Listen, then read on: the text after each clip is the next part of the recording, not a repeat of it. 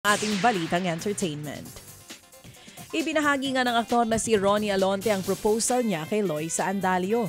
Pinakita ni Ronnie sa video ang paghahanda para sa engagement ring ni Loisa. Siya mismo ang pumili ng disenyo para sa singsing kung saan naka-engrave ang initials na 11/26 ang date kung kailan naging sila. Nang mag-propose ang aktor, inimbitahan niya si Loisa na manood ng preview ng kanilang vlog. Pero nagulat siya nang biglang lumabas ang text na, "Will you marry me?" sa TV. Naiyak nga si Loisa bago pa man lumuhod si Ronnie. Matamis na yes naman po ang sagot ng aktres. 9 years na pong magkarelasyon ng dalawa. Ang biro ni Loisa, effective daw yung kanyang parinig. It's about time, no? Ilang taon na ba itong dalawang? 26? Mga ganyan, boy? Oo naman, kung kaya na. Why not? Tuloy nyo na yan.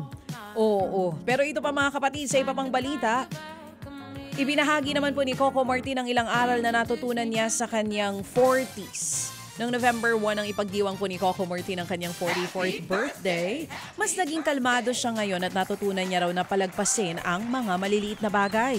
Natutunan rin daw si Coco na humindi para bigyan ng prioridad ang mga bagay na mas importante sa kanya. Alam niya na rin daw kung paano magtira para sa kanyang sarili. Ang gusto niya lamang daw ngayon ay peace and happiness. And Coco Martin, you deserve it. May peace and happiness be with you and your loved one. Mga kapatid, brothers and sisters, saan ka pa? Dito na tayo sa totoo.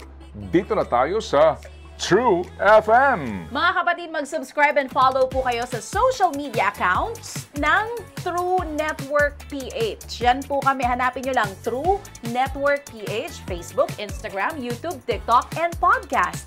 Mapa Apple or Spotify man yan, mahahanap nyo kami. Lahat ng mga napapanood at napapakinggan nyo po sa programa, nasa social media accounts namin yan. So paano mga kapatid? See you sa social media!